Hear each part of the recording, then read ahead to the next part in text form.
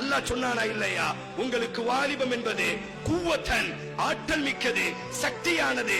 சக்தி என்று சொன்னால் அல்லாஹ் கூறக்கூடிய சக்தி அந்நிய பெண்களை பார்ப்பதில் உங்களுடைய சக்தி அல்ல, அந்நிய பெண்ணை நம் பக்கம் திருப்புவது அல்ல சக்தி, அந்நிய பெண்ணை நம் பக்கம் கவருவது அல்ல சக்திகள். டூ வீலரில் விரைவாக பயணம் செய்து உன்னை விட நான் குறுகிய நேரத்திலே இந்த இலக்கை அடைந்து விட்டேன் என்று சொல்வதல்ல வாலிபத்தினுடைய இலக்குகள். இல்லை, ஒரு மணி நேரத்திற்கு இத்தனை தம்முகளை நான் ஊதிக்கொண்டிருப்பேன், இதுதான் எனது வாலிபத்தினுடைய சக்தி என்பதாக நீ நினைப்பாய் என்று சொன்னால் அல்லாஹ் அந்த வாலிபத்தினுடைய சக்தியை பேசவில்லை. ஒரு மணி நேரத்திலே இத்தனை மதுபாட்டில்களை நான் குடித்து முடித்திருப்பேன் என்பதாக நீ பெருமையாக பேசுவாய் என்று சொன்னால் அல்லாஹ் அந்த வாலிபத்தினுடைய சக்தியை, வாலிபம் ஆற்றலுடையது, வாலிபம் சக்தியானது என்பதாக அல்லாஹ் பேசினானே, அந்த சக்தியை அல்லாஹ் பேசவில்லை.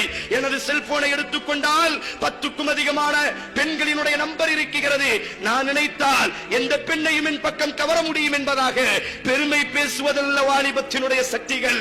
இஸ்லாம் உருவாக்கிய வாலிபம், முஹம்மது ஸல்லல்லாஹு அலைஹி வஸல்லம் உருவாக்கிய வாலிபம். 22 வயது நிரப்பமான முஆத் இப்னு ஜபலை ஒரு யூத தேசத்திற்கு, ஒரு கிறிஸ்தவ தேசத்திற்கு ஒரே ஒரு ஈமானிய தோழனை அல்லாஹ்வின் தூதர் அனுப்பி வைக்கிறார்.